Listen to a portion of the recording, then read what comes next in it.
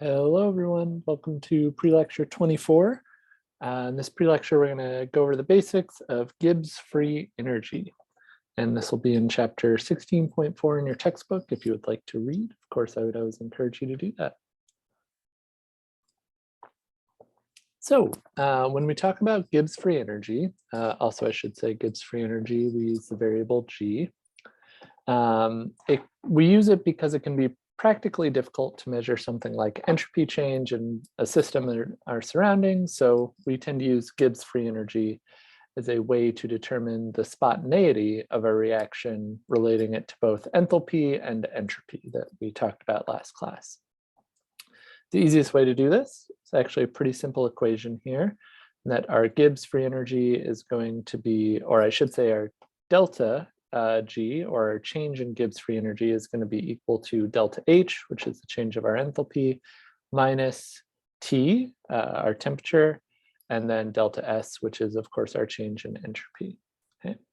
What this means is that the free energy of a reaction, or the Gibbs free energy of a reaction, is the maximum amount of usable energy or work that a reaction can produce. Okay. As far as favorability, delta G values that are negative are going to be more favorable. So the more negative something is, the more favorable or spontaneous it is. That means that if you have negative enthalpies and positive entropies, those are also things that make a more favorable delta G. And things that have a negative delta G are spontaneous, and we would call them exergonic. Whereas non-spontaneous things have positive delta G value and are endurogonic. Okay, so if we think about this in terms of a reaction, we can use a very similar diagram to what we've used to represent changes in enthalpy, but instead of enthalpy, again, we're looking at Gibbs free energy. And so we can represent it on our reaction coordinate diagram like so. One of the simplest charts you can maybe memorize or at least internalize with rationalization is this one here that has a summary of our scenarios for if we have positive or negative values for enthalpy and entropy. And so the easy ones, if we have negative enthalpy, positive entropy, or sorry, I should say negative enthalpy, positive entropy, that's going to be in spontaneous reaction at any temperature. Conversely, if we have a positive enthalpy, so an endothermic reaction, and we have a decrease in entropy, that is not going to be spontaneous at any temperature. The tricky ones are these kind of tan boxes here. So if we have a positive entropy and a positive enthalpy, then that means that we are going to be spontaneous at high temperature. As a reminder that our entropy is going to be tied to our temperature, whereas if we have a low temperature, then it is not going to be spontaneous. Opposite will be true if we have an exothermic reaction, but a unfavorable entropy of reaction. That means at low temperatures, the reaction will be spontaneous, but at high temperatures, it will not. Okay. You can also think about this graphically. So if our free energy, if we have 0, anything above is non-spontaneous, anything below is spontaneous, then we have, again, our green and our red, with our yellow being, at some point, they will cross to being spontaneous or non-spontaneous, depending on those values and the temperature. Okay.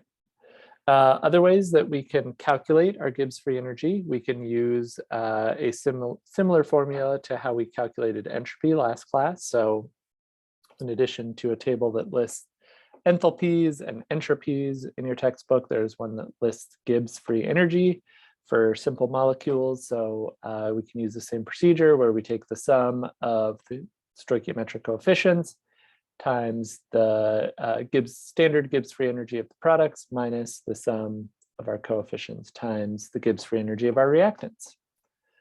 Another very handy equation is this one here, where we can relate the change in Gibbs free energy under standard conditions to those that relate to our equilibrium constant K. So we can actually use our ideal gas constant there. In this case, it's 8.314, our temperature in Kelvin, and then we can relate it to a reaction's equilibrium as to whether or not a reaction will be favorable.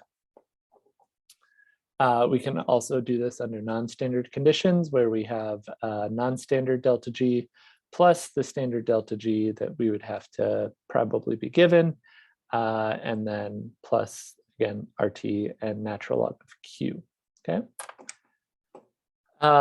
You can also think about this graphically. So if these graphs help you, great. If they don't, that is okay. I would recommend maybe focusing on these first two in particular, where we have K being less than 1. That means that our most spontaneous point is going to be our most negative point.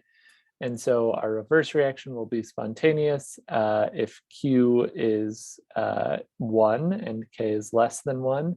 That would mean the reaction would move towards the reactants, right? And then the opposite is true if K is greater than 1 and Q is equal to 1, then the forward reaction would be the direction in which it's moved, again, to get to the most negative free energy value. Okay, if K and Q are equal, of course, then things will be there because K is equal to Q. And so we don't have to move our reaction at all. Okay. Right, that's going to be the end of the pre-lecture for today. If you have any questions, please let me know. Otherwise, I will see you in class.